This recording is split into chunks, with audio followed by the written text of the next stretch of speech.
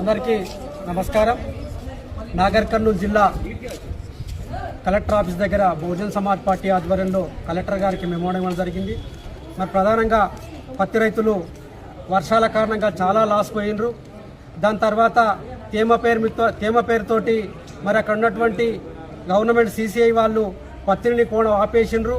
కాబట్టి ఈ రోజు నుంచి కూడా మరి వాళ్ళు A1 తర్వాత A2 అనేటువంటి ఒక సిస్టమ్ పెట్టి పూర్తిగా మరి రైతుల దగ్గర నుంచి పత్తి కొంటలేరు.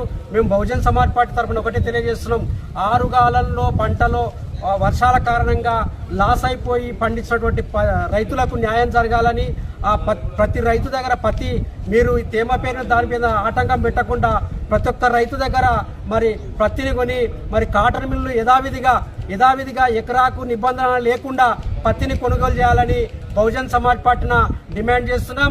అదేవిధంగా మరి ఈ యొక్క రాష్ట్రంలో మరి పరువు హత్యలు జరుగుతున్నాయి. నిన్న షాద్నగర్లో జరిగినటువంటి హత్య మేము బహుజన్ సమాజ్ పార్టీ తరఫున తీవ్రంగా ఖండిస్తున్నాం.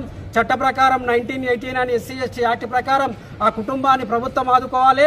తక్షణ సహాయం కింద 10 లక్షల రూపాయల నష్టపరిహారం ఇవ్వాలని, అదేవిధంగా ఆ కుటుంబానికి ప్రభుత్వ ఉద్యోగం ఇవ్వాలని, ఆ కుటుంబానికి పోలీస్ యంత్రాంగము వాళ్ళు మాకు రక్షణ ఎంతవరకు అంటే అంతవరకు పోలీస్ ప్రొటెక్షన్ కల్పించాలని బహుజన్ సమాజ్ పార్టీ డిమాండ్ చేస్తున్నది.